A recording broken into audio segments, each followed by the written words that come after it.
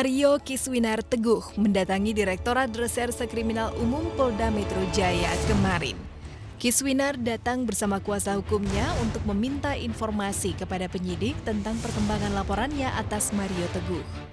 Pada 5 Oktober 2016 lalu, Kiswinar bersama ibundanya, Aryani Sunoto, melaporkan Mario Teguh ke pihak berwajib atas dugaan fitnah dan pencemaran nama baik. Kiswinar terpaksa melaporkan Mario ke polisi setelah Mario menolak meminta maaf atas berbagai pernyataannya di sebuah stasiun televisi. Penyidikan telah berlangsung 5 bulan dan belum ada tersangka yang ditetapkan. Dari penyidik, Kiswinar dan kuasa hukumnya memperoleh informasi kalau kasus ini tidak dipeti eskan. Penyidik kini tengah menunggu hasil pemeriksaan dari 3 ahli bahasa yang memeriksa video pernyataan Mario Teguh yang disoalkan oleh Kiswinar. Jadi nanti secepatnya setelah ahli bahasa itu sudah di BAP di sini dan sudah menyerahkan hasil penelitiannya sebagai ahli, nanti kemudian digelar. Di situ baru ditetapkan naik ke tingkat penyidikan dan tersangka. Secara moral, Mario Teguh sebenarnya sudah pada posisi terjepit karena hasil tes DNA secara identik menunjukkan kalau secara biologis Kiswinar adalah anak Mario Teguh. Aku itu orangnya percaya bahwa yang namanya laki-laki itu tindakan sama perbuatan sama omongan sama harus jalan gitu. Nah kan Papa udah ngomong tuh kemarin yang kayak gitu, dibuktikan dong kalau itu memang seperti yang Papa omongin, jangan malah lari-lari kayak gini. Dari awal Kiswinar hanya menuntut permintaan maaf Mario Teguh yang harus disampaikan lewat media. Tuntutan tersebut sebagai konsekuensi karena Mario Teguh telah menebar pernyataan yang diduga fitnah dan mencemarkan nama baik Kiswinar serta ibundanya lewat media. Karena itulah Mario harus meminta maaf pula lewat media untuk membersihkan nama Kiswinar dan ibundanya. Aku harap ketika Papa ngasih counter statement atau apa, kasih statement balasan yang sifatnya mendukung, malah jadinya yang kayak kalian lihat itu, difitnah-fitnah lah Mama, dibilang berbagi ranjang. Aku dibilang anak haram lah. Mario Teguh sendiri kini sudah kembali aktif dengan kutipan-kutipan yang inspiratif yang diunggahnya lewat media sosial. Pada salah satu kutipannya yang terbaru, Mario Teguh menuliskan kata-kata, "Tuhan, mampukanlah aku untuk membebaskan ibu dan ayahku dari beban kehidupan yang tidak mudah ini. Sukseskanlah aku semudah mungkin." Walau sudah kembali aktif di media sosial, Mario Teguh justru masih menutup pintu silaturahmi dengan Kiswinar. Nggak ada yang menghubungi kok gitu, malahan kan aku di-blok dari kontak. Iya di-blok, di WhatsApp di-blok, di sosial media juga di-blok. Jadi ya siapa yang nggak mau ada silaturahmi ya kita tahu sendiri. Apa yang dilakukan Kiswinar bagi sebagian orang mungkin dianggap sebagai tindakan yang tidak pantas. Bagaimanapun Kiswinar adalah darah daging Mario Teguh dan Kiswinar justru hendak memenjarakan ayah kandungnya sendiri. Namun Kiswinar tak mau disalahkan.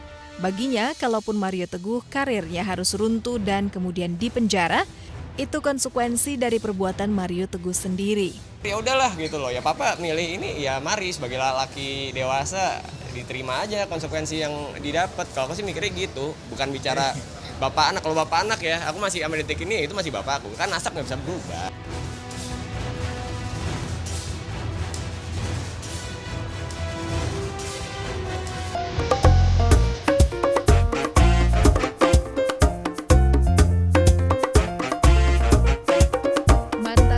Suami istri Ahmad Dhani dan Maya Estianti memang sudah pensiun dari dunia musik.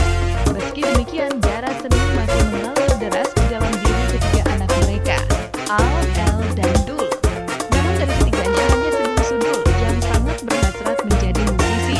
Terbukti dalam waktu dekat, Dul akan merilis album solo perdananya.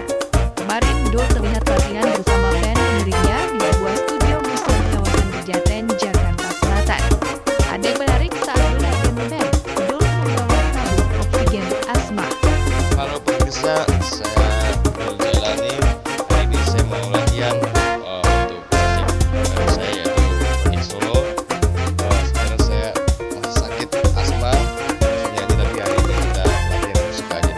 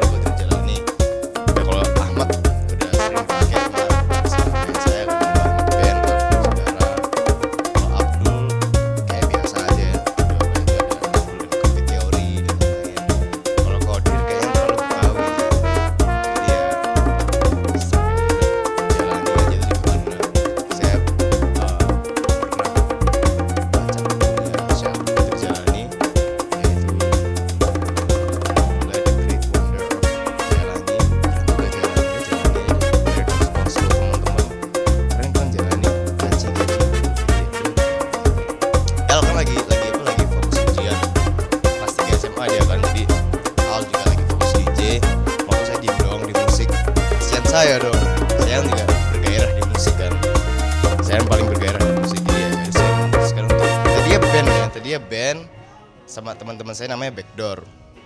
Akhirnya kesini-sini saya lebih cocok, ternyata saya lebih cocok, saya lebih berjiwa solo, jadi ya saya memutuskan untuk bersolo karir. Meski mengaku berusaha mandiri, Dul tak menampik kalau ayah dan bundanya ikut membantu dalam merealisasikan proyek musiknya tersebut. Ya, alhamdulillah ayah support ya. Ayah kan juga lagi lagi berjuang di politik ya. Jadi ya ayah sama bunda ya kayak, ya kamu senang rasain jatuh bangunnya di musik. Ayah sama bunda udah kenyang di musik, ibaratkan gitu loh. Jadi ya support ayah sih. Saya sekarang lebih sering dimentorin sama bunda sih daripada sama ayah. Ayah juga lagi sibuk politik kan, saya juga mau nyari waktu susah sama ayah. Jadi ya sekarang saya lagi sering dimentorin bunda aja. Ya, Dul memang sudah cukup lama tinggal bersama sang bunda Maya Estianti. Belayan dan kehangatan cinta kasih sayang Maya membuat banyak perubahan dalam diri Dul. Tipe saya bukan lagi ya, saya sempat menjadi tipe remaja yang diem-diem pergi. Sama tuh dulu waktu SMP, cuma alhamdulillah sekarang saya sudah bukan lagi tipe remaja seperti itu. Saya kalau mau pergi ke mall ya bunda ke mall dulu, bunda mau kafe bunda ke kafe dulu. Ya soalnya saya jujur lah, alhamdulillah.